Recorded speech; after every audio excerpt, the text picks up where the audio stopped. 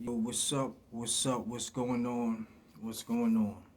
This is your boy, Big Miz from the zoo, and I'm back with another story, another situation, another unaliving,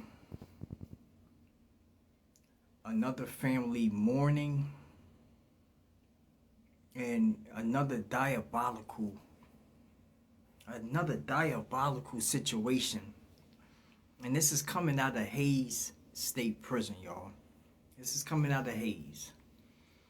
And before I get into the actual situation, I just want y'all to take this and put this in perspective. I don't really talk about the Ghostface gangsters a lot, but when this came across my table and they was telling me that it was a Ghostface gangster that been attacked and was unalived. They got killed, you know what I'm saying? Instantly got killed by a blood. And I was trying to figure out like who was this, you know what I'm saying? Please give me the rundown. And they said this was a African American Ghostface gangster. For those who don't know who the Ghostface gangsters are, this is a organization of Caucasian brothers that formulated and got together to stop oppression and people oppressing them inside of the Georgia Department of Corrections, inside of the chain gang. They formed to stop all that over bullying and robbing them and pouring them out or beating them up. They got together so all that can stop.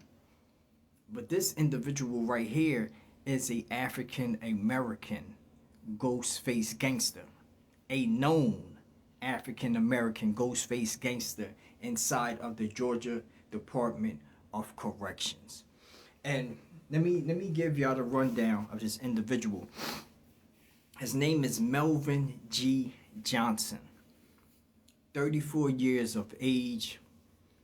I'm pretty sure they were saying that his max out date is like 2044. You know what I'm saying? So he had a little stretch to go. They said that this dude was actually like a very cool dude, a relaxed type of guy. He was a little silly, like with his the people like on his orderly shift when he goes out and he's dealing with whoever his shift manager is, the person that he goes out and works with. You know what I'm saying? That he would be funny. You know what I'm saying? He was a lively person and he was very respectful. This is the characteristics of this guy. They said he was very respectful.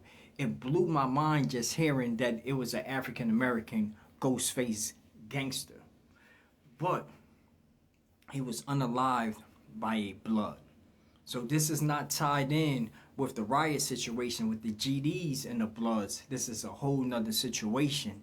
And they said he was attacked and got hit, poured out, hit in his head with the banger and lost his life instantly.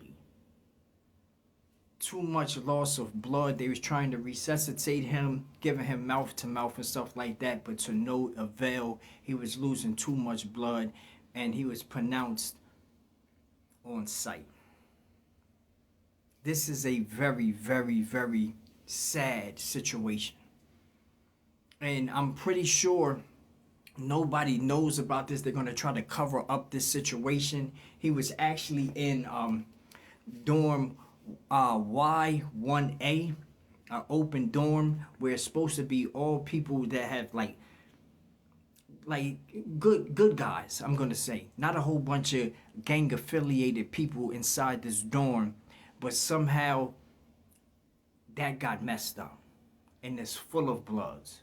You know what I'm saying? He was the only ghost face inside of the dorm. It was sprinkled here and there, some Crips in that dorm, but mainly Bloods was in there, and they attacked this brother, man. And for his family, I want to say sorry. I heard about his character. I heard he was a good dude. I can't say too much or get too heavy on it about his character dealing his in the dorm and his dealings, I don't know that. But I know I had to speak about this because due to the fact that this is an African American brother that's down with the Ghostface gangsters. He had their back and they had his. This is like something a little monumental when it comes to me because I was there when the Ghostface gangsters started. And I know where they started from and about. I knew what the whole movement was about. And to hear that this brother was let into the folds to ride out with them. If they go to war, he got to ride out with them. So I knew it was my duty to come on here and tell y'all about this situation because when it does come out, they gonna put their sauce on it and they gonna sway you and curve you with some real life BS. Please don't believe this was from natural causes or he went and did it to himself and put wings on himself, because that is not the case and not the situation. He was actually unalived by a gang member from the Bloods. They did not do a proper investigation yet about the situation, and there was only four workers from the Georgia Department of Corrections. 4 COs working the whole compound. So nobody was coming to his rescue, and it was said that the cameras inside that dorm, they don't even work. So they're gonna this whole situation while they're getting single filed behind doors and interrogated about what's going on. I don't think nobody is going to say nothing because now chain gang rules is in full effect, and they're going to hide the reason why this unaliving happened. Please, everybody that sees this story and hears about this young man, send his family your prayers. I send my personal condolences to his family, you know what I'm saying, because I heard Melvin was a cool dude.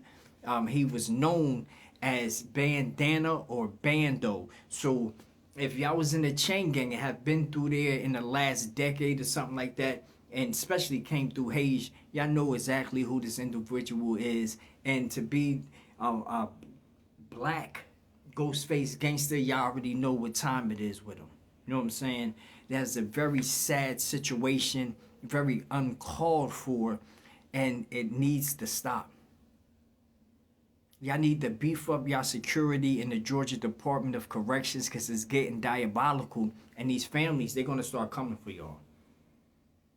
They're not going to allow y'all to keep on letting this roll over and roll over and roll over.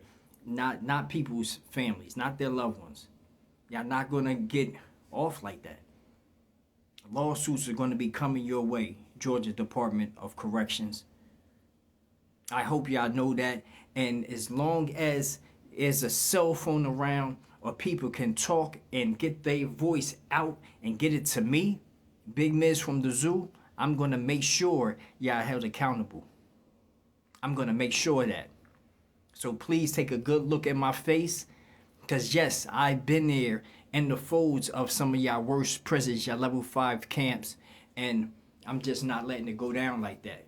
This is your boy Big Miz from the zoo. And I'm going to keep telling you these stories and putting these situations out there because I need y'all to hear. It's a constant reoccurrence. Somebody is dying every other day in the Georgia Department of Corrections. To Melvin's family, we send prayers and condolences to y'all, but please call up there. Y'all get some answers because this ain't right at all. I'm gone.